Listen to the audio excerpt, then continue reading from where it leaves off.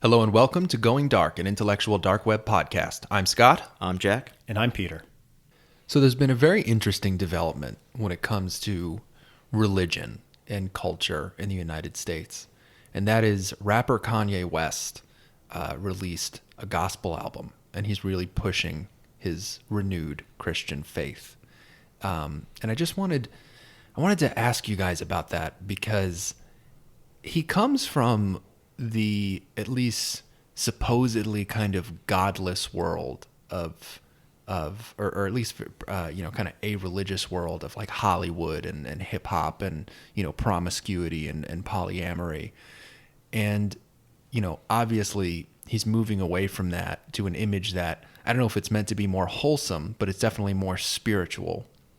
And also it's just kind of interesting to see a major entertainment figure be so, not just openly Christian, but sort of openly evangelical in that he's made this gospel album, and that is his main musical output for the year. I'm assuming he's not going to drop another album later in the year that's more strictly hip hop.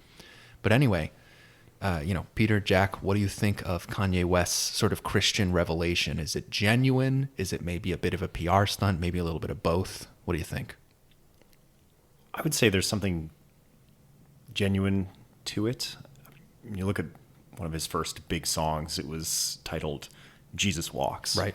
So there have always been these religious undertones or even overtones in his work. So it's something that's obviously been very important to him and something that has been on his mind for a very long time. So perhaps this is the culmination of a long road of spiritual work on his part that we haven't been entirely privy to. But then again, I mean, he's also just he's a pop culture genius, and I think he picks up on trends long before a lot of other people do. And I think his movement, or I'd say his wholehearted commitment to his renewed faith, is genuine in the sense that he might think that's the way culture is going, and finding something that's missing and trying to fill that void. Yeah, I guess I wonder how acutely aware Kanye is of everything that's going on in the culture war and the role that religion plays. Because the move that he's made, it goes, so many of the things that he's done over the course of the past couple of years, I would describe as, first and foremost, just going against the mainstream narrative, just going against the narrative, for instance, that all black people have to be Democrats. I mean, that was a huge deal. His support for Trump, which I believe he's still pretty out and open with, has been a huge thing where he has too much credibility to his audience to just undermine him and cancel him. And then now he's bringing religion, and not just religion, but Christianity in particular, sort of almost back into fashion. I mean, people like this album. I've heard good things about it from friends I have that are Christian and friends I have that are atheists. People like this album. I mean, I think Kanye is the kind of guy who just can't lose with what he releases now. And also, it sounds like the quality of his music is just pretty good. It's not really my cup of tea, but people like it. And they seem to like this new album. I guess one thing I'm thinking about is like, I would tend to think that there's, like you said, there's plenty of evidence that there's always been religious themes in his music, and including Christian themes, like since the very beginning, and I am aware of that. And so I think there's something genuine about this sort of Christian revelation. I just wonder, what is he trying to actually do? Like, what is his motivation? Like, does he, kind of like you asked, Peter, like, is he intentionally saying, okay, there's a void in our souls and I want to fill it with religion? Or is this something that is purely personal? Like, I guess the argument is like, is this a Christian thing or is it an evangelical thing? Like, does Kanye want to revitalize Christianity in the United States, or is he just expressing his own personal experiences through his art? Maybe both. Yeah, it's a difficult. I mean, I guess we can't know, like, right? Like, it's right. Like, we can't get it's very hard to get into Kanye West's head. It's got to be one of the toughest people. Him and Trump. I mean, people like that are just the kind of egotistical people that just live in a world that none of us can really relate to. Like, I can't really imagine what it's like to be Trump or Kanye. their lives are just too Yeah. odd and different. I don't think this will be the last time that Kanye reinvents himself. And Yeah. I look forward to future reinventions, hopefully, or potentially influenced by kind of his past and where he came from. So I guess I care a little less about whether it's genuine or what motivation he has. But I do think he is very acutely aware of what's going on in society and perhaps how foundations are shifting, what's getting broken down, what's getting built up. Yeah. And he can become a part of that. And so in a way, it's less about him guiding society and more him being on the leading edge of where society is going. Yeah, I do think that at this point he's 2 for 2, because there was the whole thing with politics and, black people's relationship to the Democratic Party that he seemed to be ahead of. And there does seem to be something going on there, particularly with the rise of Candace Owens, which Kanye West was more than instrumental in. And then now he's 2 for 2 with, I think, noticing a sort of spiritual malaise and trying to do something along the lines of a Christian revival. But I think it's less about the malaise and more about the resurgence. I think it's perhaps the malaise has been there for a long time, but we might be at a point where people are recognizing that people aren't just existing in the malaise. They're recognizing that the malaise has a cause, and potentially that cause is a lack of spiritual life. And I think it's the emergence of that sort of in the social collective consciousness, to really sound like Hegel right now, that Kanye is picking up on. So I don't necessarily think he's trying to steer society in a certain way, but maybe more akin to a surfer who's just right out on the break of the ocean. That's what I was going to say. He likes to engage with an experience, and a lot of what he's doing, in my opinion, is sort of an art exhibit or something like that, right? Like he's experimenting constantly, reinventing himself. And whether it's, engaging with the Republican Party, supporting Trump, these are just kind of ways of him tapping into something that's current and seeing what that brings of life into him and how he can kind of project that in the world. So that's sort of how I see. And he also does not give a fuck. He does not give a shit what the mainstream media is going to do to him. And I think there's a few reasons for that. One is the dude's worth $500 million. It's what are you going to do to him? He's if he ended his career tomorrow, he could ride out what he's already accomplished for the rest of his life as a cultural icon. And that's just saying if he ended his career tomorrow. Obviously, he's got more to do. But the dude is, he's married to a woman that was considered the most, desirable woman in the world for at least 10 years. He's, rich as shit. He's considered one of the greatest artists of our generation. The dude's untouchable. So he doesn't have to worry about cancel culture. I mean, he's definitely in the top echelon of having fuck you money and having fuck you reputation. I mean, he is more so than even somebody like Joe Rogan. I mean, he is, or Dave Chappelle, I would say even. Kanye is untouchable. He is invincible. He is invulnerable. And I think that it's been refreshing to see people in that position act in this manner, do something that goes against the narrative, support Trump, which is funny because I certainly don't support Trump, but it's almost refreshing to see people do it sometimes. And then also, being so openly Christian, and being so, showing people the positivity of it and incorporating it into your art and into an art form that I don't think is particularly known for having religious themes. I don't know. I know some hip hop music has religious themes, but the other thing that I'm thinking about now is Kanye probably isn't a huge fan of the kind of socialist Marxist philosophies. And I'm thinking, think about somebody who has benefited from capitalism. Yeah. And you would see Kanye West, right? You look up capitalism benefactor and that's got to be one of your first people. I mean, this is a guy who I believe came from very little. I don't know a ton about his past, but I'm certain he wasn't born with $500 million and married to Kim Kardashian. So he is somebody who has really benefited from the social hierarchy. He sits at the top of it, worked his way to the top of it, and did so with talent. He did so with a product that he sold in an expert manner. So he likes hierarchies, right? Mm.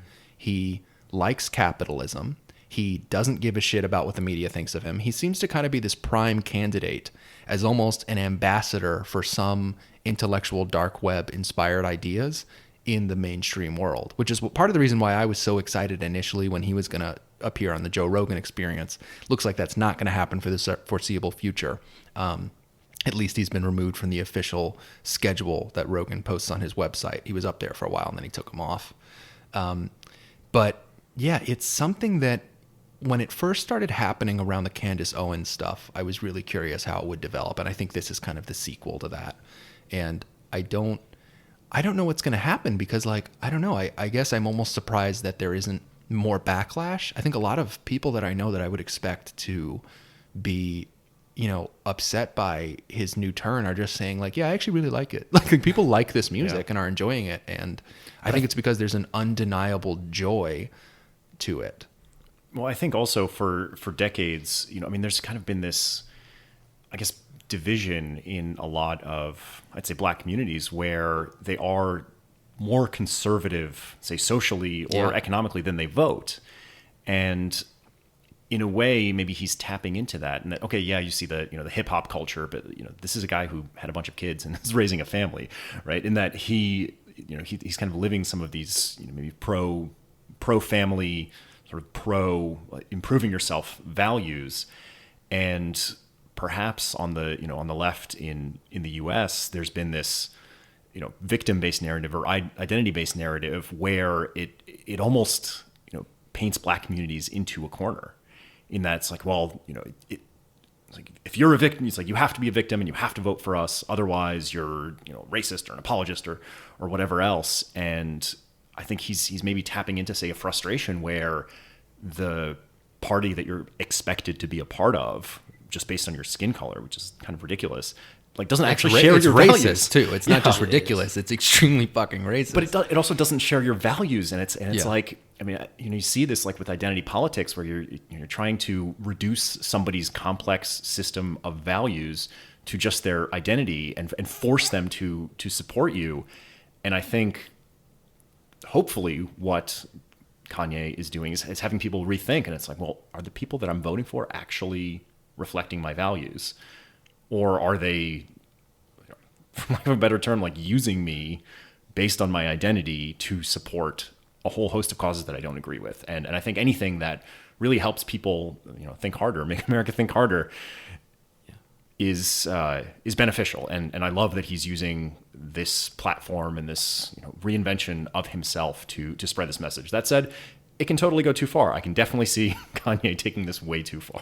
Well, that's the thing. He can take it too far, but as I said earlier, it is sort of this art project he's working on. And what does art do? It makes you think about things from a different perspective. And so I think he's successful and positive in that sense more than anything. Because, you know, he might turn his back on this, you know, a few months from now, a few years from now. But at the very least, he's making people think from a different perspective. And that's a very positive thing. And I think part of the reason people question that is because he has the same thing Trump has, which is he likes to punch back. And he's anti-authority, or at least anti-mainstream thought. And he doesn't like to be, as you guys were saying, sort of pigeonholed into a certain box. Yeah. I'm really, really curious what will happen. I mean, at this point, I think we're going to see developments with this in the future because Kanye cannot be ignored. Like what the media likes to do with these things when something goes against the narrative, when a major figure in the black community, when a major figure in the entertainment world, when a major figure just in public life, like in America, goes against the narrative in any way, they like to brush it under the rug. They can't do it when it's Kanye. You got to cover what Kanye's doing. He's one of the most famous people in the world. So I think that we're going to hear more about this. But one thing I want to ask in connection to what we're talking about is, does Christianity need saving? Like if Kanye is trying to save Christianity or push a sort of resurgence for Christianity, is that something that needs to be done or that should be done? Well, to put on my Ben Shapiro hat, yes, absolutely. That Christianity, in a lot of ways, I mean, you look at the, say the rhetoric, even during the Cold War, and especially against the Nazis. I mean, it was very much, these are godless people on the other side of the ocean who are trying to subvert the core values of our civilization. And I think that was a strong part of the narrative, that these people are godless and they're possessed by sort of a pseudo-religious totalitarian ideology, and they're focused on destruction, and we need to save what we have. And that's a really, really powerful message, especially if you can unite people around, say, a certain core set of values like Christianity. And I think Ben Shapiro, in his book, The Right Side of History, very much wrote that you can't just have reason, you need reason and sort of the core Christian values. And it's actually the unity of the two that has built a thriving Western civilization. And I think we see it now sort of as atheism is growing, as the Christian right lost, like what has replaced that? It's some like weird right-wing nationalism has emerged in the place of, maybe say fundamentalist Christianity, which had its own set of problems. And it's like, which one's worse? Like, would you rather? I would say, I don't think that, I mean, it from my point of view, right-wing nationalism and certainly the really far alt-right stuff is like almost a non-factor. I think of it more as like the thing that's replaced Christianity, if anything, is wokeness and woke supremacy.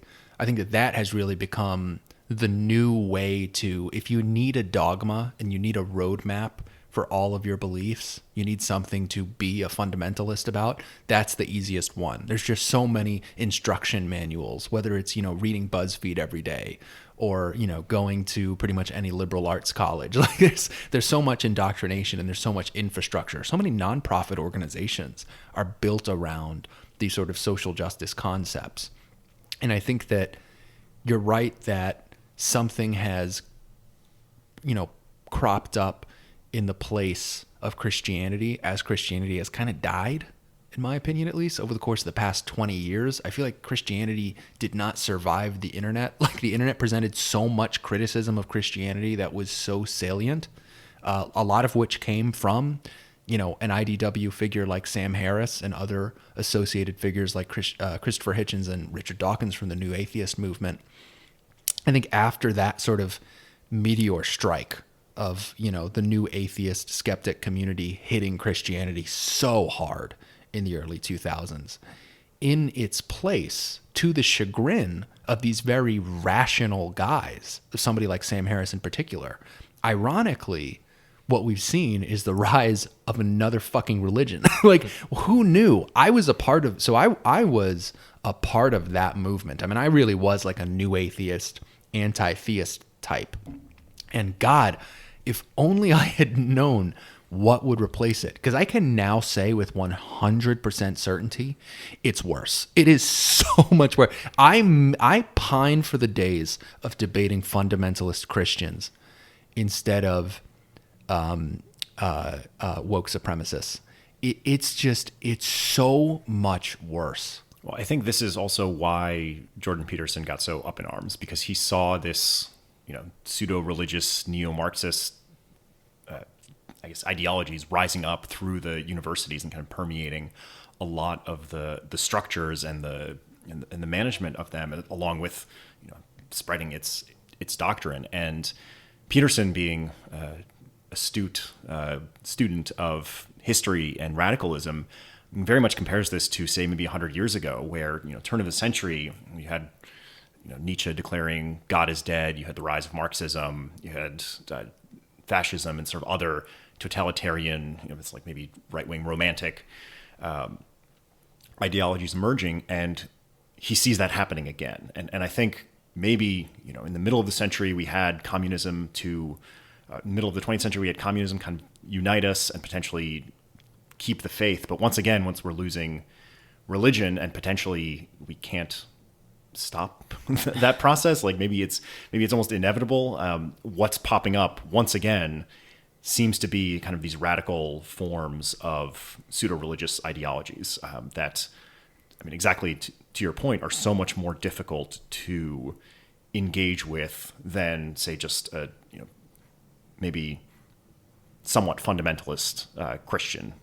Well, and they spread like wildfire. Like the Christianity existed for thousands of years and kind of slowly reformed itself over time. Woke supremacy has cropped up at the earliest. It was in like the maybe 60s or 70s, I want to say, and really has not become, in my opinion, like a major, religious group until the past 5 or maybe 10 years. And it's just like it's so hard to contend with because of how quickly it spreads, and how quickly it locks down people's brains. Otherwise rational people. I know rational, learned people who have been just fully infected, like from head to toe, all the way through their soul with these woke ideas. Like they went from having a bunch of original ideas and thoughts to becoming a mouthpiece for the ideology, like overnight, seemingly. Yeah. And it's like, it spreads so much faster than any other religion. It does, but it's not long lasting because there's no foundational text or principles with woke supremacy, right? I think there's just a bunch of ideas that are kind of jumbled in their head, and there's no clear path forward for them. So right now they're just resisting something, ideas that they don't like, but that is not long lasting, unless you guys have a different idea. Or It is. I do wonder sometimes if it's so incoherent that it just cannot stand. And I think that we do see some of those crack ups. Like you see the contradictions start to show themselves in real world events. So for instance, feminism clashing with, transgender activism, because you now have men competing in women's sports, including boxing. And so you have men beating the shit out of women. And that's supposed to be a feminist cause now. Men beating the shit out of women and getting paid to do it because, feminists are supposed to be aligned with the trans community. You see the same thing with Muslims and feminists because the Islamic world does not have a great relationship with women's rights. Nope. That is undeniable. And yet Muslims are mostly, brown people. And so I think that feminists have this thing where like they have to side with the ethnic minority. And so they're like, oh, I'll side with the Muslims. It's like a weird thing. And it ends up contradicting itself. And you start to see those crack ups and also you also eventually see how like what started as the fairly liberal concept with feminism, the very liberal concept that, it started off, it was literally called women's liberation. It was just the idea of dignifying and expanding the rights of women. And I mean, the legal rights at one point, the right to vote, for instance. And it starts with that sort of liberal idea and then eventually moves into like, well, now we need to stand against, fundamental precepts like freedom of speech and due process. Like you shouldn't be able to tell rape jokes. Also, you're guilty until proven innocent. Believe all women. And it's like, it has reached a point where I don't see how woke supremacy becomes... I guess I'm wondering just like, where does it go from here? Because it seems to have moved so quickly into like being like the mainstream narrative and the most probably popular dogma in the Western world. And yet I don't see how it ends in a good way. like I think it either ends with a thud where it collapses in on itself, or it results in a open, I think, honestly, a violent confrontation, as much as I hate to say it. I think that woke supremacy brought to its extreme will result in a culture war that emphasizes the second word a little bit more than the first word. I think that's because it's fundamentally deconstructionist. It's about tearing down these structures and these traditions that we have in society. And so you can't go anywhere from there. Once you deconstruct, right. Once you destroy everything, I guess the idea is then you can build something up and you can create your new reality. Whereas Christianity and other religions have always had a creative aspect. Yes. I mean, it's literally called the story of creationism. It's like, this is how God created our world. And we're going to tell you a little bit about how he created man and how man can create, virtue and other things in his image. And it's, God, I mean, this is all coming from an atheist, ladies and gentlemen. It's all coming from a staunch atheist. But, it's like, that is clearly like a much, much more positive and frankly pragmatic way of building communities and civilizations than using this ideology that is inherently destructive. Like the central claim of woke supremacy to me is simply the victimhood narrative. It is that there are oppressors and the oppressed, and then intersectionality, which is sort of like the modern incarnation of, postmodernism. Intersectional feminism or intersectionality basically says those lines between oppressor and oppressed are strictly drawn between men and women, whites and non-whites, and heterosexuals and queer people. And it has created such...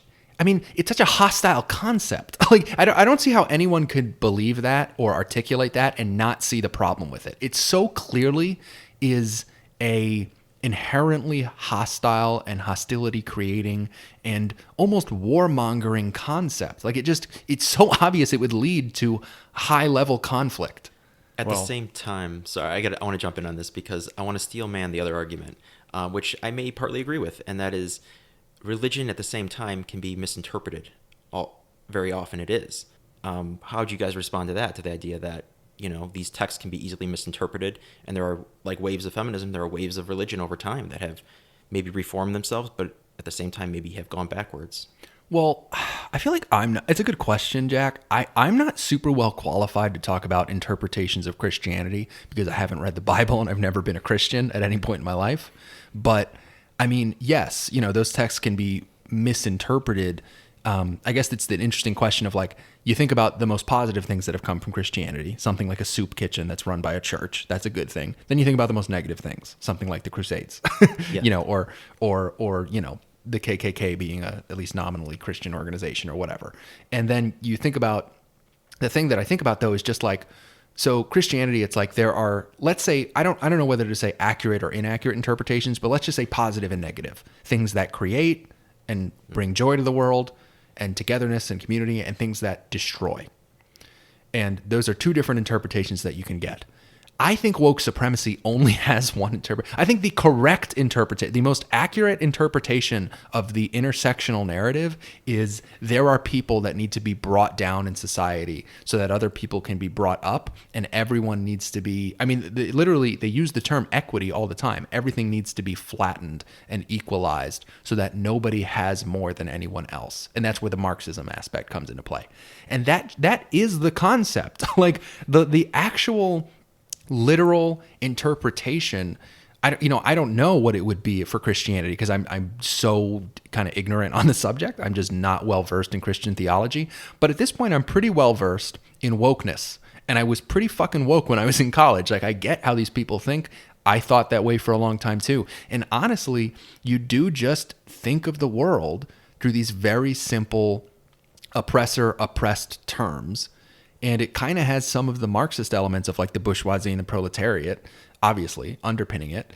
And it's like, I guess where I'm heading with this to kind of get to the point is like, I think this is something that needs to be marginalized. Like, I think that wokeness, like, I think there's a place for liberalism and conservatism. I think that's a good binary to have in our politics. It's like people who want to conserve certain traditions, people who want to liberate us from certain perhaps confining traditions that are no longer necessary because of technological advancements or new ideas in our society. That's a good sort of duality, conservatives and liberals. I think that woke people are something else. They're not liberal and they're not conservative. They're just like radical. They're just like anarchists. They're just like burn it all down. Like, whereas liberals and conservatives are working within this Western society framework of like, liberals are like slowly changing things. Conservatives are pointing out what's important to remain. And then you have the woke people coming in just like, burn it down. I hate it. And it's so destructive. And I honestly, I guess if I'm going to make kind of a more like a confrontational proposition here, I think woke concepts in an ideal world are just marginalized. Like, they're not even a part of the conversation. The conversation is between liberals and conservatives. Yeah, I think maybe to build on that a little bit, it's kind of two related ideas. So one, maybe to respond to Jack, your earlier question, there's not all beliefs and belief systems are necessarily equal. And I think your question seemed to be leading to that point of, well, why should we consider one thing better than another, or one belief system better than another? And I think some level of, I think even the process of civilization is saying, okay, well, you need to like get over your superstitions. You need to figure out how you're deceiving yourself, and then you can kind of get to a stable place. But if you're corrupted by one of these ideologies that is spreading through the society, that can be a real negative. I mean, it can destroy your life. And I think this also gets to a really, I would say, central contradiction in the woke supremacy narrative, and potentially leads to a really unfortunate conclusion because, I mean, they preach such radical tolerance and they say, well, equity, all beliefs, all ideas are welcome. Everybody's welcome. But that extreme form of tolerance almost inevitably leads to the least tolerant ideology being the one that wins, because they're the ones who are like, well, it's like, oh, you're going to tolerate us? Great.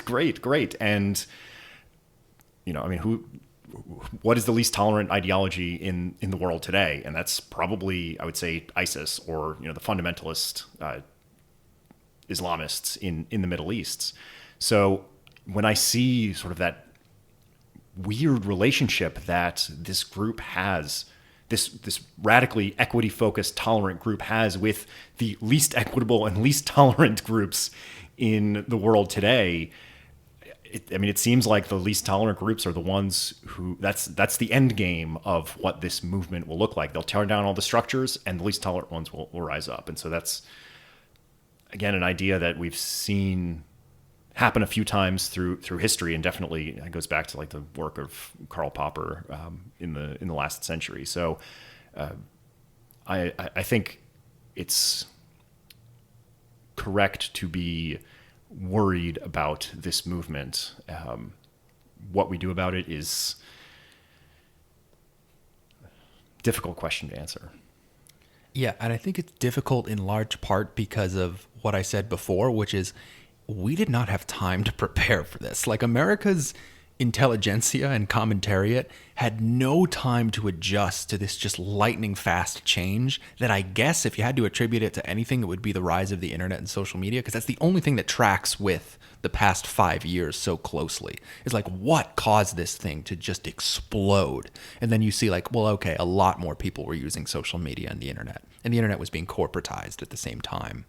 And so you see some of the tech censorship issues, playing into this. And I think that, you asked like, what do we do about it, and bring up how hard of a question that is to answer. And it's like, it's another reason it's so hard to answer that question is because these ideas are now so deeply ingrained in the main institutions in our society that now we, people who are associated with the intellectual dark web, are forced to contend with our own possibility of having to tear down institutions. That's something we discussed in the first episode of this podcast, is now we are thinking like, oh, do we need to tear down Google and tear down the academy and tear down the media? Because they are infected. Like, you know what I mean? It's like, do we need to hack off some limbs here of our society? Because, and that's a painful proposition. Like, nobody wants to not have a centralized media structure. I mean, actually, at this point, we all kind of don't want to have it. But it wasn't that long ago that everyone was like, yeah, I trust the media. I need the media. I watch the news. It means I'm a well-informed person. Same thing with the academy. Everyone was like, yeah, you need to go to college, enrich your mind. We had very positive views of all these institutions because they were a part of our overall Western social structure. I'm going to really challenge this point, actually. I think one of the fundamental premises to this Western structure is the process of creative destruction. And it's a problem when the institutions become too entrenched in our society. And so maybe what's happening now isn't the result of some new ideology spreading, but sort of these calcified institutions that ended up being really vulnerable because, like you said, we weren't ready, which means potentially the institutions weren't nearly as stable and nearly as valuable or nearly as sound as we had given them credit for.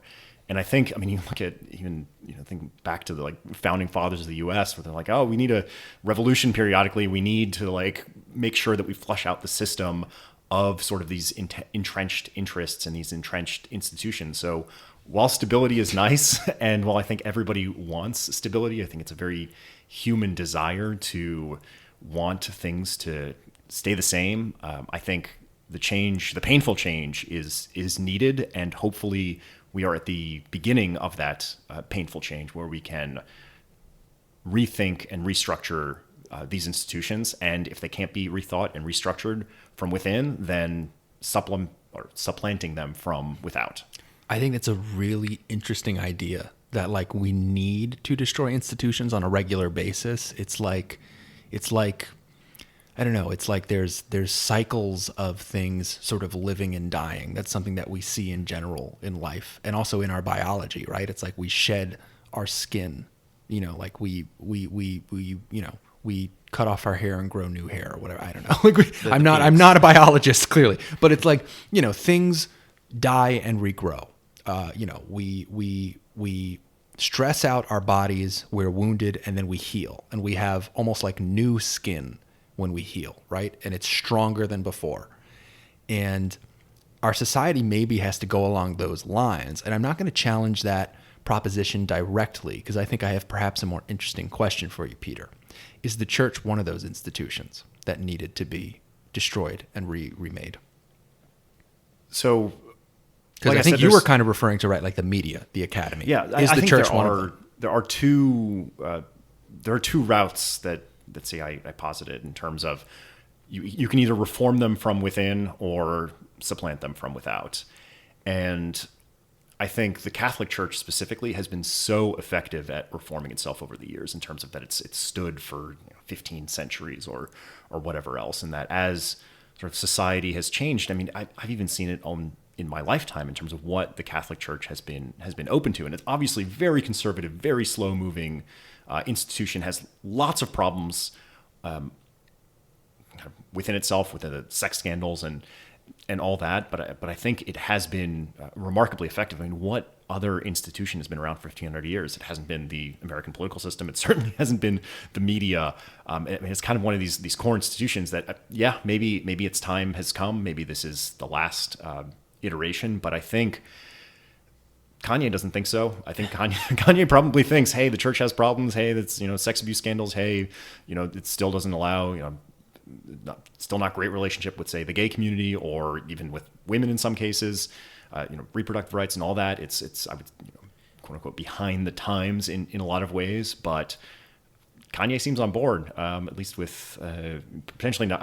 I don't know if he's specifically advocating the Catholic Church or, say, some Lutheran denominations, but sort of as a collective Christian set of institutions, he seems to be on board with it, with reforming it rather than attempting to just tear it down. I think the good thing about that is he has respect for the institution because of how long lasting it's been and because of how many people have been with it for so long, generation after generation, family after family.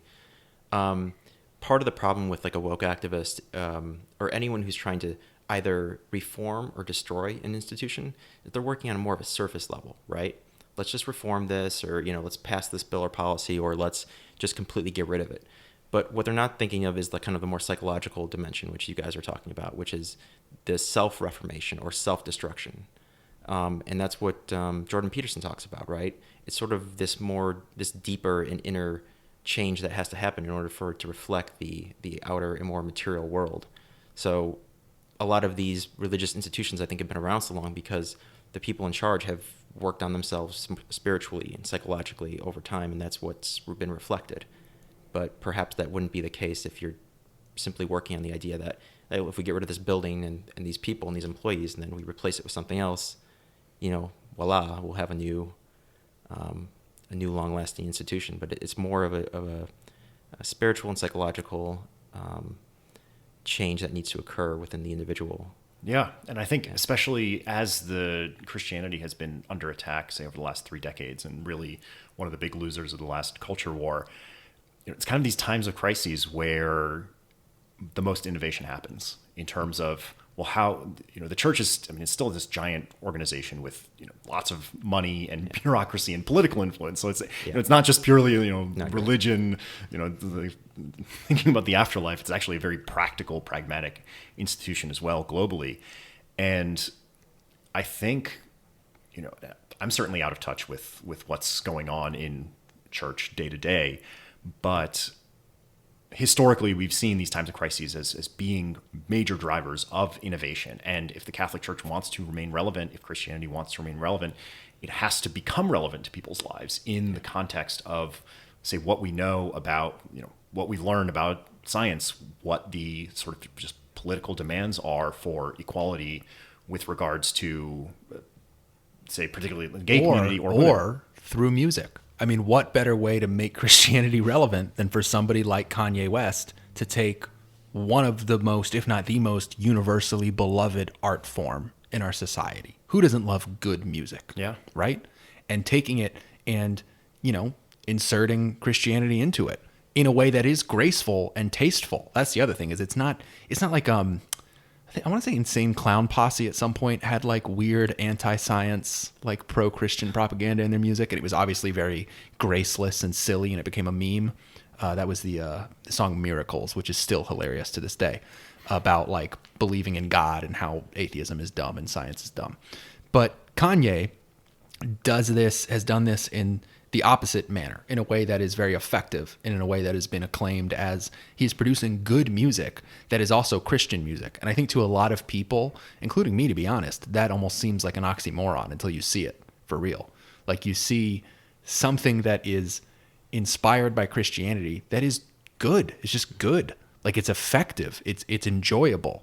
And I think that's part of the reason that Christianity did so poorly in this sort of last phase of the culture war that was really kind of, a lot of it took place in the early days of the internet between the new atheist movement and, you know, the Christian conservative, sort of what was left of the moral majority at the time, is that you saw a big loss for the Christian conservative side of that, just because they couldn't contend with the ways that pop culture and communications were changing in the internet age. So like people like Sam Harris, Richard Dawkins, and Christopher Hitchens translated to YouTube and the new social media landscape really well. Christopher Hitchens, I would say, was like the original Ben Shapiro, in that there were all these videos of like Christopher Hitchens destroys stupid Christian preacher, you know, like, and he was good for that kind of content.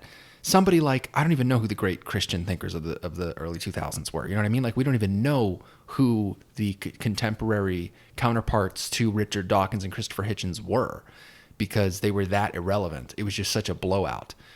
And I have one. Joel Osteen. Oh God. Yeah. Well, yeah. I mean, the fact that that's one of the only people that comes to mind in terms of like prominent. I guess my question, what I want to ask now is just like, what was the deal with just the poverty of Christian intellectualism in the early 2000s? Because now you have somebody like Jordan Peterson, who is just a fucking unit of an intellectual. He's a fucking tank, and he is pro-Christianity. And I'm like, where the fuck was that when I was watching the atheist versus Christian debates on YouTube 20 years ago? Why the fuck were the Christians so bad at arguing? They were terrible. They were awful at debating. And Richard Dawkins is a good debater. And so they were going up against, it was just so lopsided.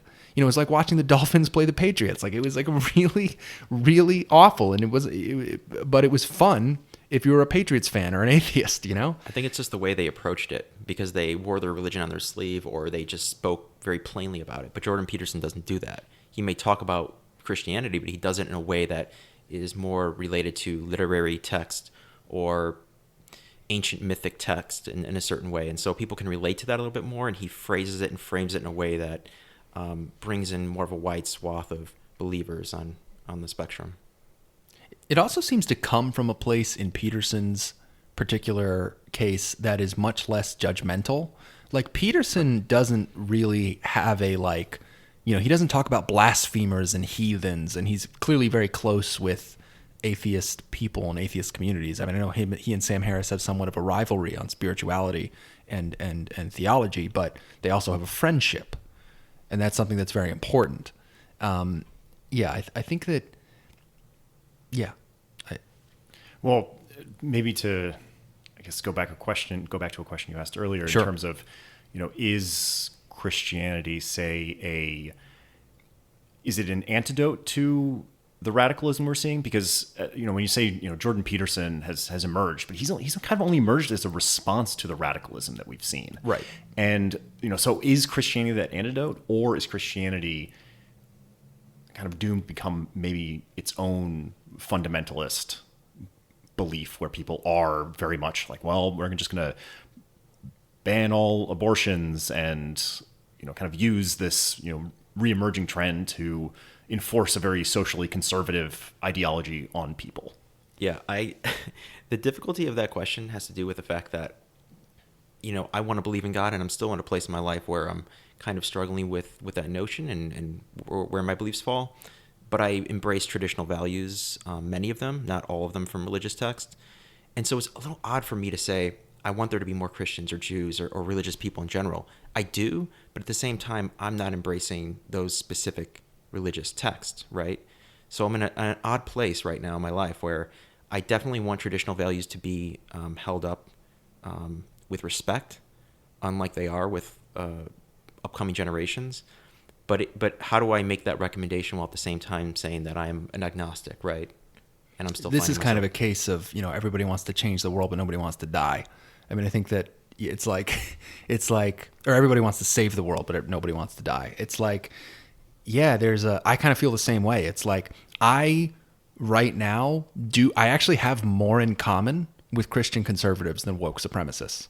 And it wasn't that long ago that like the sort of social justice collective that maybe was somewhat of a prologue to true woke supremacy, which I think really got going after Trump was elected president. I was kind of a part of that. At one point, I definitely had more in common with them. And yet, although I find myself falling on that side of the culture war more often than not, I don't know how helpful I could possibly be in that I am staunchly atheist. And, like any open-minded person, I could be convinced of God's existence. I just am extremely doubtful because I have been through that conversation so many times, as I'm sure you have, Jack. Like we're thoughtful people. We like to have those kind of debates on God's existence, those kind of dorm room conversations, as Eric Weinstein likes to call them. And I guess it's funny, like the awkward alliance between the new atheists like Sam Harris and the somewhat, nominally conservative Christian theologists like a Jordan Peterson, or I should say Judeo-Christian, because now I'm going to include Ben Shapiro. That sort of awkward alliance, I guess it can work. Like it seems to be working. You know what I mean? Like if I'm more of a Sam Harris type and Peter, I don't know if this is the case, but let's say hypothetically you were more of a Jordan Peterson type. It's like, it seems like a functional alliance. It's just ever so slightly awkward. And I wonder if there was some kind of great consensus that could be reached on how the intellectual dark web approaches religion, if it would all of a sudden become more effective. But I don't know, maybe the strength is in that division. Like the fact that you have a group that is so deeply divided on such a core question, and yet there's an underlying respect that is felt for each other's mere existence and dignity. Yeah. That's the strength, perhaps, is that a movement that can have Sam Harris and Jordan Peterson in it, like that's a really strong movement. So I think this is my problem with consensus and sort of these grand unified theories of everything that you see with pseudo-religious ideologies, along with fundamentalist religious ideologies, and that they don't have the capacity to change themselves and to reflect upon themselves. And I think listening to somebody, even just reading Sam Harris's books, like you get the impression that he constantly thinks about himself and is revising his beliefs. You see somebody like Kanye who is constantly thinking about himself and in relation to the world, and you see somebody like Jordan Peterson who has just, probably spent the first 45 years of his life kind of just really trying to figure out what he knows and what he believes and revise that and get feedback. And I think the strength of it is its capacity to change rather than to come to a consensus and say, hey, we got it, come here. Like, this is it. Yeah, it actually kind of reminds me of the idea of the gym, something that Van Jones said once about safe spaces in colleges, which is like the intellectual dark web as a cultural space is an intellectual gym. It is a place where you lift weights and get stronger. Whereas the woke supremacist space is a fucking daycare center. Like it literally, to the point where they literally, like Christina Hoff Sommers comes to their school and then they have like puppy rooms so that they can cope with it. And this is what really makes me think like, God, could we possibly lose to these people? Like how the fuck could the people who sit there and are constantly trying to build up their intellectual rigor and their capacity to debate effectively and to solve problems effectively and to grow personally, how can that group be losing to the people who need fucking puppies because somebody who disagrees with them came to give a speech on campus? What the fuck is up with that? Well, I think we're creating these spaces and potentially withdrawing from those institutions that, to your point, seem to be actually hampering intellectual progress actively. Yeah. And, maybe it's like the university, maybe that doesn't exist as a physical institution anymore in its sort of original format, or at least in a lot of cases. No doubt there are certain universities that still very much ascribe to the development of intellect and resist these ideas, but they are certainly in the minority. And I think the solution is, well, one, identifying the problem, and two, in a sense, like if their virtue is their weakness, and they say, help us, help us, help us, at some point you can just say, no, deal with it yourselves. Like, it's at a certain point, if there's a lack of respect, if somebody comes to me and say, with humility asks for my help, I will more than likely give it to them. If somebody comes to me and says, you owe me this, that's a really bad way to begin a relationship, a human relationship where we're supposed to cooperate together. And so if these, puppy rooms or whatever are really just people screaming, trying to get what they want as children, like, let them scream. See, but here's the thing. I'm realizing now, it's like, we're not losing to those people. You can't lose to the people who need puppy rooms. We're losing to the elitist class that I often refer to as the second concentric circle of woke supremacy. We're losing to that elitist media class and political class and corporate class, particularly in the world of tech, that is exploiting that first group. There are people who exploit the safe space people, the people who need puppy rooms because Christina Hoff Sommers is on campus, which of all the fucking people. And I literally mean, it wasn't Milo Yiannopoulos. This was for a Christina Hoff Sommers speech. They had needed a puppy room. And what I think the IDW is really struggling to overcome is the claws that are so deeply sunk into our society, not of the people who need puppy rooms. Those people are incredibly easy to combat. They're their own worst enemy. They're the reason Jordan Peterson is famous, because they were blowing air horns in his face on video, right? And that would blow up. The group that we are really contending with is the second concentric circle of media and political and corporate class exploiters of the SJW people, of the people in the puppy rooms, because they have power and they're smart. Like, they are doing something very intentionally. They don't believe in anything except for their own personal gain and their own maintenance of power in our society. And they've identified very cheap constituents, I believe is one way that the Weinsteins like to put it. One of the Weinsteins, I want to say Eric, he likes to call them cheap constituents, is that the Democratic Party is going after the cheapest possible constituent with their new social justice turn. And the cheapest constituent is somebody who's stuck in a fucking puppy room. I mean, they are intellectually disabled. I mean, they are, in a way, it is like a disability at that point. It is like taking advantage of a disabled person. I mean that genuinely. Like, if you are trying to curry the political favor of somebody who needs a puppy room, by telling them that you will give them the puppy room, you are taking advantage of a disabled person. Well, do they not derive much of their strength from those people, though? I mean, if they didn't have the puppy room people, in and of themselves, I would agree that they do have a platform and a megaphone that we don't have. Yeah, but they create those people. You know what I mean? It's like, yeah, they derive their strength from them, but they create them and then they exploit them. It's like raising a child to be weak so that you can abuse them. I mean, that is classic totalitarian. Yes. It is like the second concentric circle, the corporate elitist class, is raising weak children for the sole purpose of abusing them. And when one of those children runs away from home, and that's what I think the IDW is, it's children that someone like me, who I'm young. I graduated from college a little over 2 years ago. So I went through that fucking abusive process of attempted indoctrination by woke supremacy. And I ran away from home. I don't want to be associated with it anymore. I'm not even a Democrat anymore. I'm an independent. I left the Democratic Party. I left the world of mainstream media. Used to want to be a journalist. Not anymore. Was a mass comm major in college. Fuck that. Now I have my own podcast, and I'm just going to do it myself. And I think that what I did was somewhat of a microcosm of what the IDW is, which is people who ran away from an abusive home. Like, the mainstream space. And you know what? It wasn't always like that, is the thing. I grew up in a world where I felt like adults fucking existed. And they did their goddamn job, and they provided an important service to me, an important mentorship. Then I went away to college, and I started to see some horrifying shit.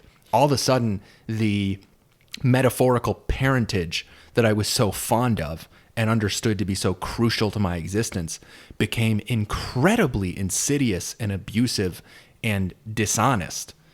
Like, I mean, what I'm saying is like the intellectual dark web, it's a bunch of runaways. It's a bunch of apostates. It's a bunch of people who said like, it's a bunch of people who like jumped off of a sinking ship, because that system is, I'm seeing so in college I would see the people going to the puppy rooms and the people like protesting mainstream political thought, and I'd be like, holy shit, this place is burning to the ground. And you know what, it wasn't those events themselves that made me think that. It was the response to them by the administration, by the fucking administrators, who would kowtow to it 100%. They wouldn't say a goddamn word to get those kids in line and tell them that what they were doing was fucking ridiculous and they need to grow up. Instead of that, they did the exact opposite, and that was what made me think, holy shit, the adults have left the building. I am in a world of weak parentage that is, at this point, so weak it is neglectful and abusive. Yeah, I think there's definitely a truth to that. Maybe perhaps a mildly less conspiratorial explanation is perhaps that rather than say the ill will of a certain group of people, it's perhaps just a problem of success, in that the world has, or sort of the success of Western capitalism has just delivered to people so much comfort and peace, and they don't expect to feel bad anymore. They don't see value in feeling bad. It's like the value is in feeling good. And so the administrators, they're just responding to tuition paying parents who are like, my kid's upset, like make my kid happy. Yeah. And I think I have no doubt there are bad actors, and I have no doubt that people are promoting certain ideologies for their own personal gain. But I think the fact that it's widespread potentially points to something that's less of a, say, conspiracy among a certain group of people and more sort of bottom-up social changes where people have just not become used to this idea of being uncomfortable, or this idea of even just saying, oh, well, like, I don't want my kid to have all these, like, rules, and, I just want them to be free and happy, and, like, the utopia is just around the corner if we can just get rid of all these, this set of problems. And in a sense, perhaps Christianity kind of teaches those lessons, in that, like, hey, you're born with original sin, right? Like, you're a sinner, you do bad things, and you need to apologize for them. And like, that's a good lesson to learn as a kid, as opposed to being like, no, everything is perfect, or like other people are the problem. Yeah. It kind of ends that potentially, narcissistic, like parasitic processing, where you're just kind of in your own head about, oh, well, everybody else is out to get me. And I think we all have that contradictory nature in us, though, right?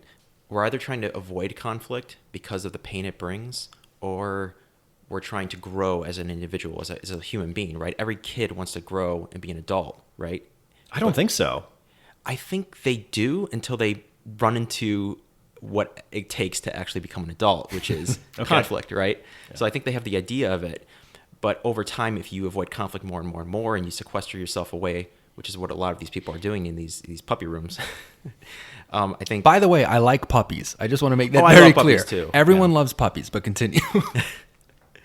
But what, like, a space the IDW is creating is you can walk hand in hand with conflict. It doesn't have to be this alien thing that is always painful. It is going to be painful, and you do have to accept that. But you can meet with people who disagree with you. You can walk hand in hand with an atheist or a religious individual, and it helps to kind of merge the two contradictory natures of humanity, which is conflict avoidance and wanting to grow as an individual.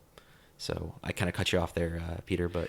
Yeah, I was just thinking in terms of, I think I came into this conversation a little more skeptical, thinking, oh, well, what can Christianity possibly do to stand up to these ideologies, especially when it's been so, discredited over the last 100 years, and not just discredited from the perspective, like factual perspective, but also from the, the child abuse scandals that have rocked the church. That did not help. So that certainly did not help. That was kind of a low point. And so I think it's like, yeah, it maybe hopefully it's hit rock bottom. But as we've been having this conversation, I think the values that Christianity pushes, even if you don't subscribe to them. I think even the process of thinking about the values, even the idea, once you get the idea of, oh, there's things that are right and wrong, and I do things that are wrong, and I need to apologize for them. Like, where else in society are you getting those lessons directly, right? You're not getting that from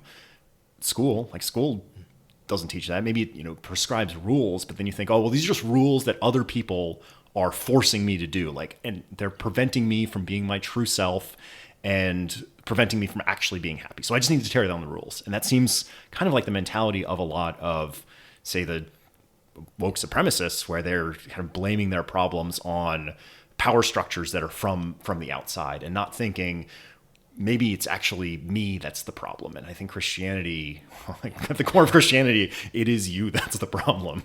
That's that Catholic guilt. And I never would have thought I'd say this, but maybe we need a little more Catholic guilt in our lives. It's like, people don't feel guilt. They don't feel any shame. Like, you should be ashamed of yourself for going to a fucking puppy room and crying because Milo Yiannopoulos is on camera. Like, that's pathetic. You know what I mean? It's like, but nobody will say it. Like, an administrator would never say that, even though I would be the one guy clapping in the background, like, yes, tell them how pathetic they are.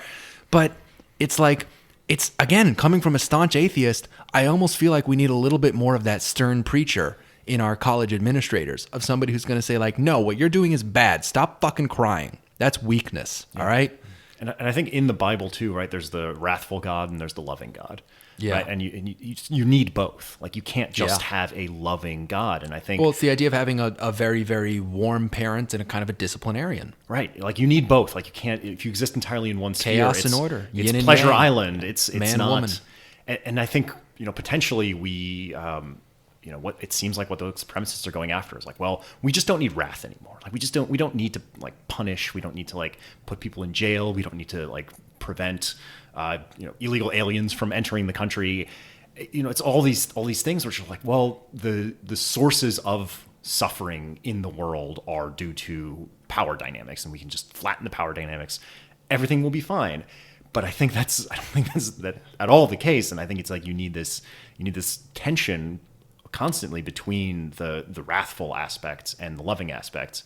And where do you get those lessons? I mean, these are timeless lessons. And I think this is part of the appeal of Jordan Peterson, in that he's talking about ideas that have existed for thousands of years and are still relevant today. A lot of people think that a religious individual, once they adopt those ideas, is just this non-thinking vessel, this non-thinking receptacle, right? Yeah. But it's not that. It's life is suffering, right? You hear this idea in every religion.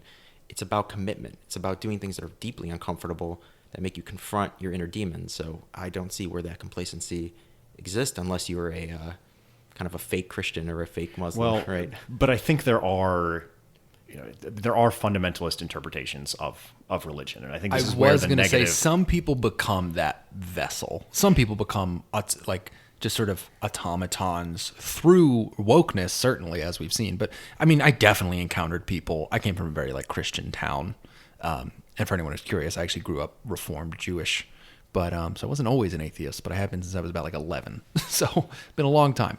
But I grew up in a very Christian town. I would definitely meet people who, interestingly, very much mirror what I get out of a lot of woke supremacists now, which is they have lost the capacity for original thought. And I think that is a risk with any religious structure, or really any worldview, is that it can become a dogma, and it can become a crutch to replace rational thought. Because rational thought is hard. Like, some of the conversations we have on this show are kind of hard to have, and some of the conversations I have in general, they're just fucking hard, because I'm trying to be rational, I'm trying to solve a problem, and it's hard. Like, one of the questions I bring up on the show so much that we still haven't answered is how we're actually gonna kind of win the culture war that's going on right now, whether or not that will happen, and if so, how it happens. I've never answered that question, and I don't know if I ever will. It's hard, but if you use a ideology as a crutch, you never have to answer those hard questions. There's always an answer. Like the answer... Specifically if you use a totalitarian ideology. Yes, and so that's the thing, is I do know that, like, yes, we could maybe find a way to... I guess we've reached this point where what we're asking is, like, can you have a religion or an ideology without it becoming dogmatic and just having a negative impact on people's capacity for rationality and thought and problem solving? And I think that's a very legitimate concern, whether you're talking about woke supremacy or Christianity. I think that we've seen our fair share of religious fundamentalism from both sides. Yeah, definitely. Well, I mean, is there so to the woke supremacist side, is there a non-dogmatic version of that? Yeah, that's kind of what I said before, is that it lends itself to dogma so quickly and easily. Like, these ideas didn't really crop up in the mainstream until like 2013, and then immediately became a problem. Like, there was no period during which these ideas were helpful to public discourse. It was like as soon as people started using words like privilege and social justice and rape culture, and a lot of it came from feminism and like all these things, and microaggression. Once these ideas came into contact with society, it was like an immediate, really bad allergic reaction. Like, it's sort of like, I would almost say like Christianity is like, it's like fats and oils that you might have in your diet. It's like you can't have too much of it, but you need a little bit, right? It's like you need at least a little bit of fat. Like, if you don't eat any fat, you'll die. But if you eat too much fat, you'll get fat and die. So it's like there's a certain nuance or balance you need to strike with your sort of theological or spiritual diet. But the thing is, I consider wokeness to be inedible. Like, it's like if religion is something that you should have maybe with a certain amount of moderation in your society, and I mean like traditional theistic religion, monotheistic religion to be specific, like Christianity, that's like, I think it's like, it's a part of the food pyramid somewhere. It's like a part of a healthy diet. Whereas to me, and I would say the same thing about conservatism and liberalism and libertarianism and all these ideas that it's like a healthy part of our ideological diet. Wokeness it's like eating a pine cone. It's like eating crude oil. It's like something you should not consume. It is not edible. It is not compatible with civil society. Like, if the thing that we're feeding is our civil society and we're trying to keep it civil, we're trying to keep it healthy, all of these ideological camps, libertarianism, conservatism, liberalism, even to a certain extent, kind of old-fashioned Bernie Sanders progressivism, the kind of colorblind kind that's just about income inequality. I think that's all part of a healthy diet, more or less. Some you need more than others, right?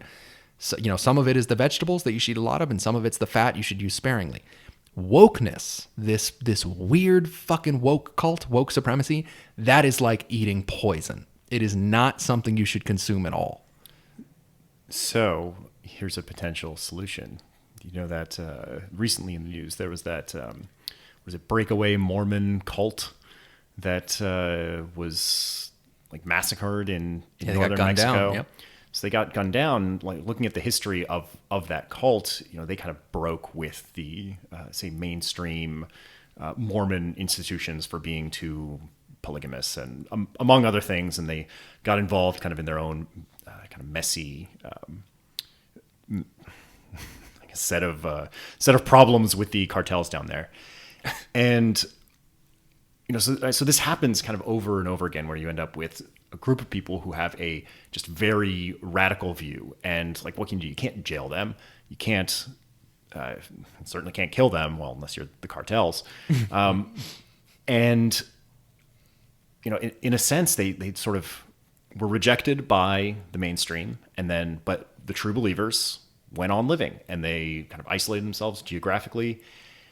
So perhaps that is the end game, where if we can just get enough people to ignore and refuse to engage with sort of the woke dialogue, and anybody who uses woke language kind of signals themselves as a virtue signaler, as opposed to a serious person who wants to engage in conversation and truth seeking. If enough people can start doing that, then in a sense it'll be an echo chamber on Facebook without any real power. Yeah. I really like this idea, and this is how I've felt, and this is how I've always felt when if I got to talk to college administrators and people in the media, and all these people who sometimes they do not benefit. They're actually hurt by wokeness. Like, an administrator gets fired because they didn't handle the BLM, protests at their campus the right way or whatever. Or, at my alma mater, I'm not going to say what it was, but, recently there was a rape on campus. It's a school of like tens of thousands of students. There was one rape, which is extremely unfortunate, obviously, and they arrested the person responsible for it. But now they're saying like, oh, we should fire the president of the university. We need more sexual assault trainings. And it's like, Jesus Christ, there's 30,000 students at this fucking school.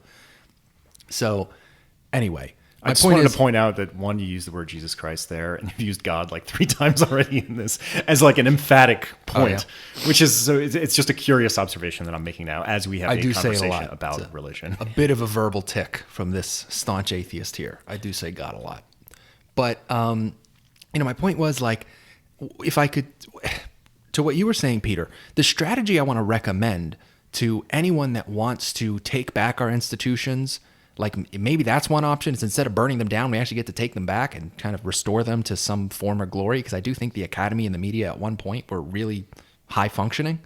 If we wanted to take that route, what I would tell them is like, here's what we need to do. Teach everyone how to identify woke supremacy. Teach everyone how to identify this ideology in action and what it is. And we're starting to do that with terms like virtue signaling, right? Coming out into the mainstream. A term like woke supremacy, a term like wokeness. We're starting to learn some of the ways to identify what this is, and we're putting a name to it, and to some extent a face to it.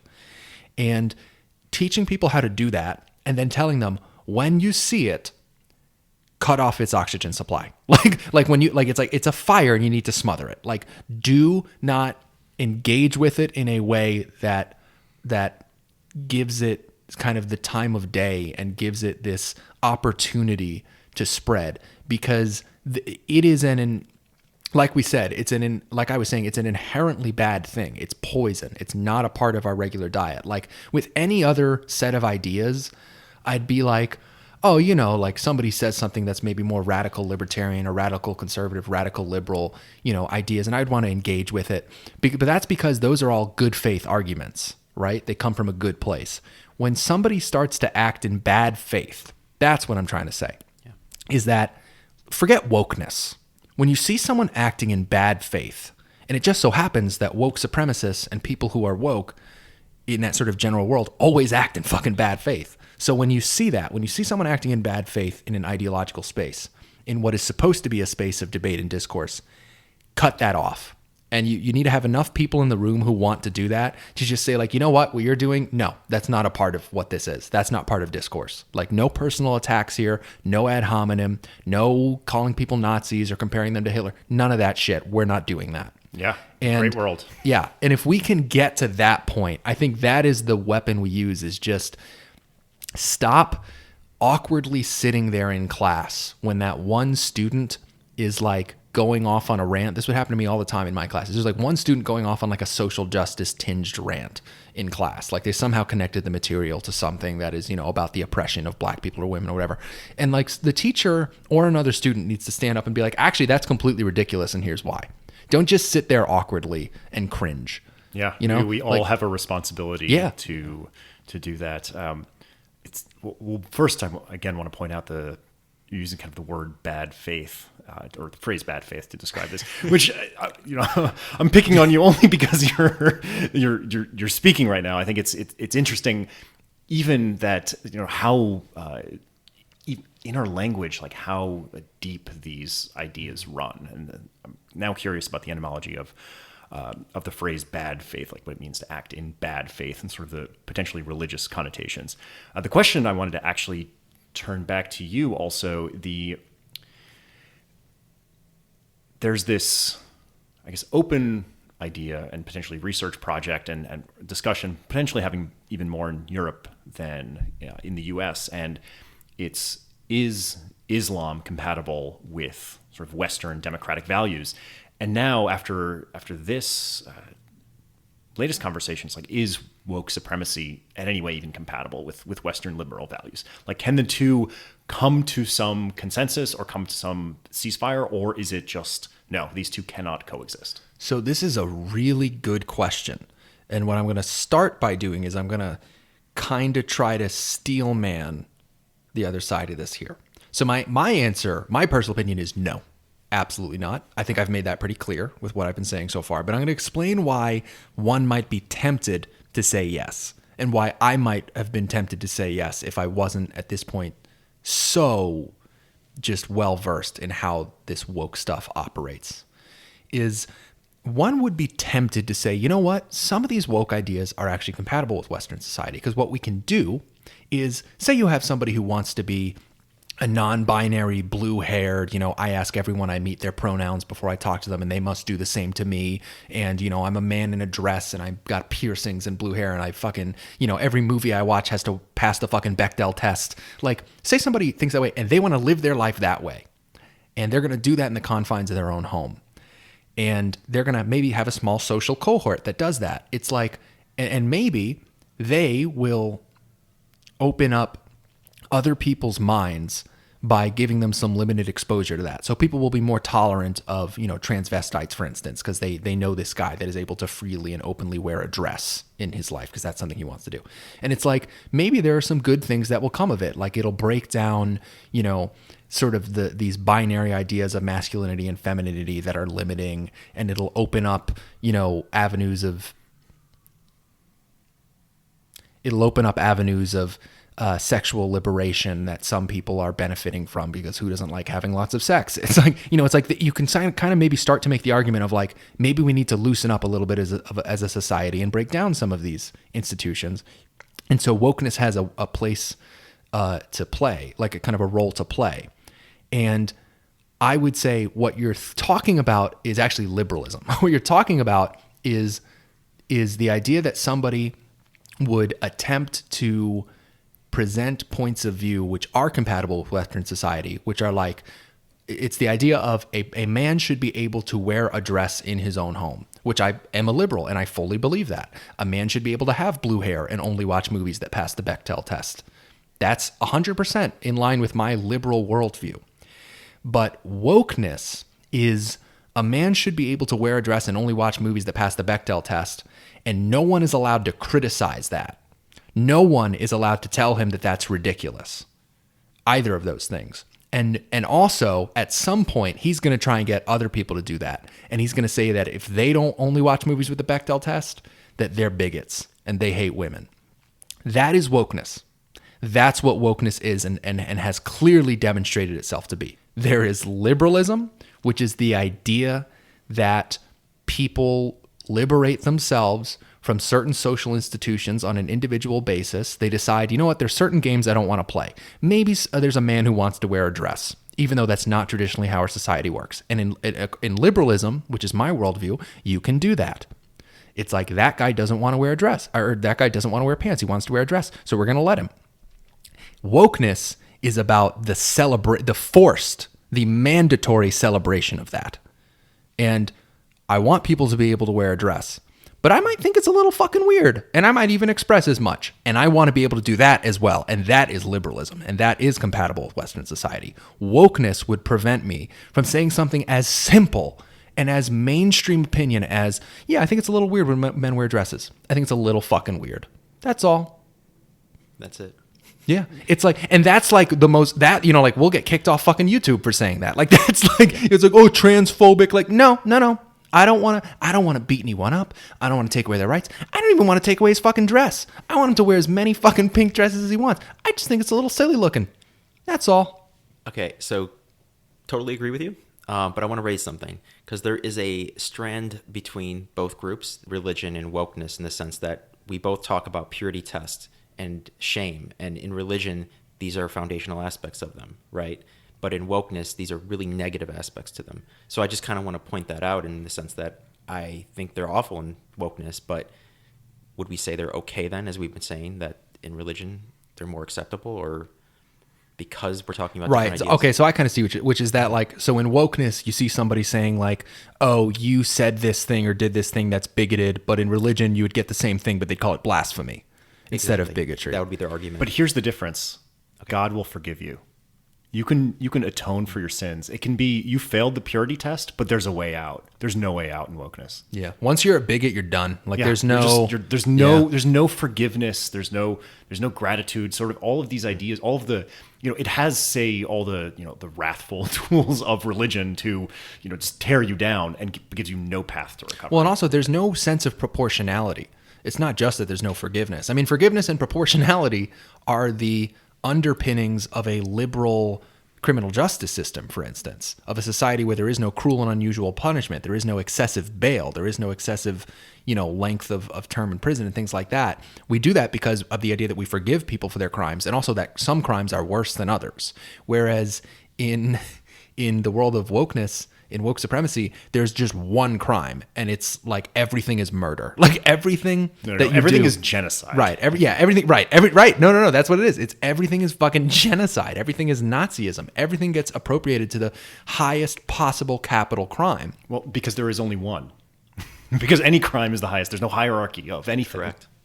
It's a battle of good and evil. Yeah. So it's like, I think that our sort of Judeo-Christian society has allowed for a proportionality where we decide that, okay, certain things are just words, so they're okay, and then there's certain actions, but some actions are violent and some actions are just kind of dishonest. It's the difference between theft and armed robbery, right? It's one of those is worse than the other because you did something violent.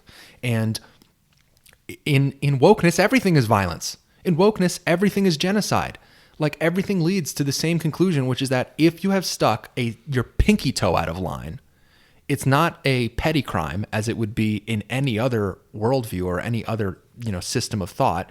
It's a fucking capital offense. Like something as simple as Dave Chappelle telling a allegedly transphobic joke is put on the same level as somebody stabbing a trans person. Like it's literally treated the same fucking way. Yeah. Like the way that they act. I mean, that's what we were talking in one episode about how canceling, I mean, it has the underpinnings of wanting to kill someone. Like the idea that you want someone to go away for forever. Like, yeah, I guess it's more so like go away for forever in the public eye. But no, people take it further. They'll take private figures and try to cancel them. They'll say, I want to get them fired from their job. I want them to lose their family. It's like, you know what? You probably just want them to die. Like once you're at the point where you're trying to get someone to lose everything they have, if you could kill them, I bet you would. Like if that's the way that you feel towards them. So anyway, it's like there are these key differences between wokeness and traditional religions. I had let's entertain this idea. I'm kind of thinking on the fly here, so I don't know where this is going to go. I was making the point earlier about sort of tolerating intolerance. And it seems like as a society with wokeness, we tolerate the intolerance because for some reason we've decided, that wokeness is virtue or whatever else. Or for, even if it's just benign, we're like, oh, well, let these people, be really intolerant. And in a way, like our society has opened up a lot over the last 40, 50, 60 years in the sense where, it's like, okay, well, we're including more people, we're becoming more tolerant, and then all of a sudden now we have this really, really intolerant group that we have to be tolerant of, or that we've decided to be tolerant of. And in a way, you said there was a shift. And I think that might be the shift where until, say, somewhat recently, while we were expanding, say, the sphere of tolerance, the sphere of what is okay, what is acceptable, we opened that up too much. And so that's kind of the idea that hit me, in that our society became too tolerant. We sort of lost that intolerance that we had in religion, which certainly there was large parts of it that needed to be lost. But at a certain point, if you become too tolerant, you end up with these radically intolerant groups. This is something that I think was addressed in a book called, and I'm going to say this very carefully because there's two books with very similar titles. There's a book called The Closing of the American Mind. And that book is the namesake of another book that we really like called The Coddling of the American Mind. But I'm actually talking about The Closing of the American Mind, the author of which I forget the name of. But it's not Jonathan Haidt and Greg Lukianoff, it's a different book. But that book covers a little bit about how society got to a point, pretty much what you were saying, Peter, which is that in an attempt to be open to everything, we become closed. Like that is an inevitability. It's sort of, I think, something along the lines of like a society or a group is defined by who is excluded. not who is included. And that if you exclude no one, you cease to exist. You fall into complete and utter chaos because you haven't drawn any lines. If you don't draw any lines, there's no such thing as a shape, right? Shapes have lines. You have to draw lines literally around something in order to create a coherent shape. And our society has lost its shape, its structure, its capacity to contain anything of value because we've assigned everything equal value. We've said, because to say that you are tolerant of everything is to imply that everything has the same value. To say you are equally tolerant of all ideas, that everything's going to get equal treatment, it's to imply that they have equal value, and that's simply not the case. There are some ideas that need to be marginalized. So, for instance, the idea that there are 60 genders, in my opinion, should be marginalized because it's fucking ridiculous, and it has no logical or biological or philosophical merit.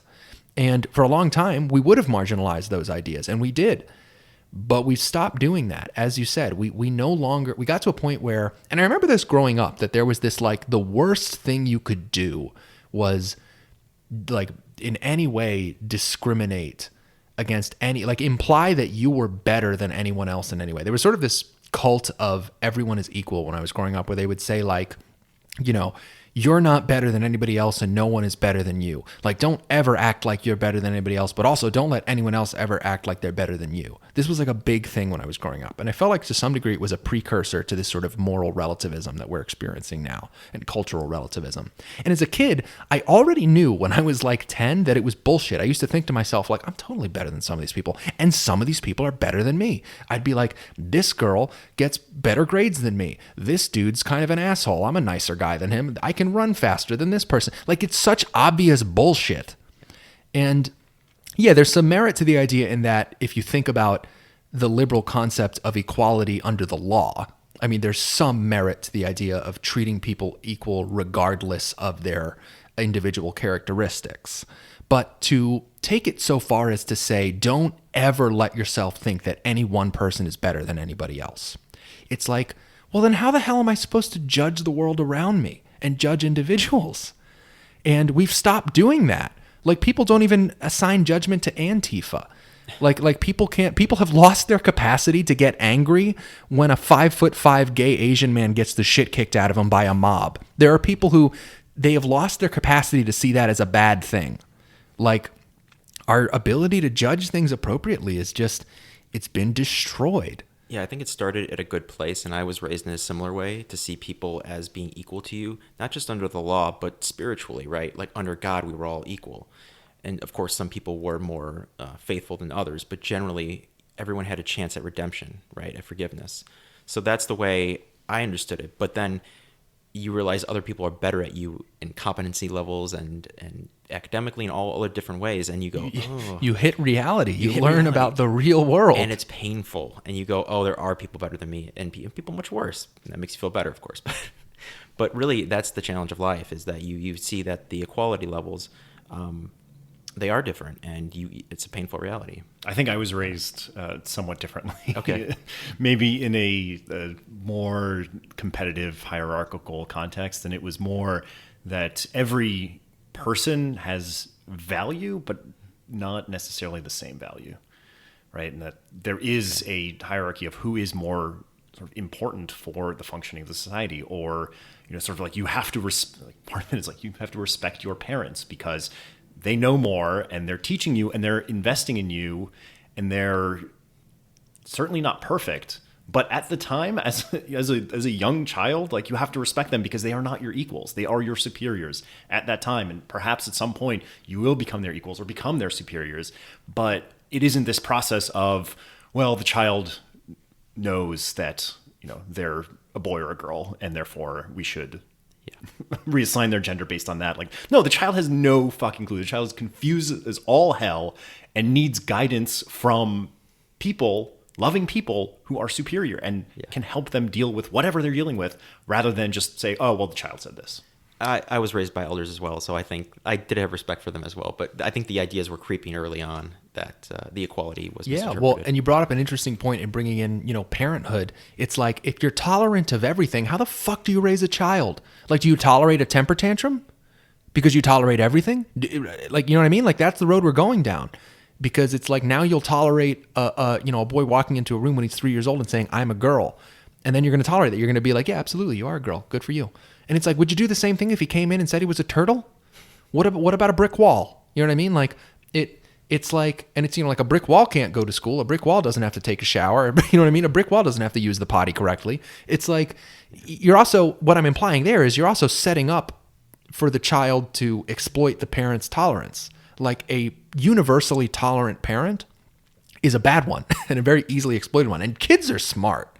Kids are smart. I was a smart kid. I would take advantage of that 100%. If somebody told me I can identify as whatever the fuck I want, I might have done some bad shit when I was a kid. Let's just put it that way.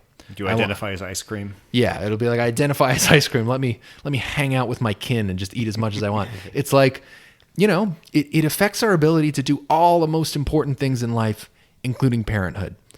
So I think I do want to sign us off there. I want to go ahead and sign off for today, but thank you everyone for listening. We are about to hit 250 subscribers on YouTube. Probably after releasing this episode, we'll have hit that point, and we're really, really happy about that. And we want to thank all of our subscribers. We can't wait to hit 500, 1,000, 10,000, and so on.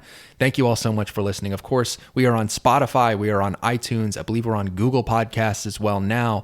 And we are here on YouTube. I always say here on YouTube, but there's people listening on other platforms. But YouTube is our biggest platform so far, so that's the one that I think of first. And yeah, go ahead and you can follow us on Twitter as well. We'll put that in the description. We appreciate your listening. Please put down in the comments below anything you want to hear us talk about, your thoughts on today's episode. Thanks again for listening. See you next time on Going Dark, an Intellectual Dark Web podcast.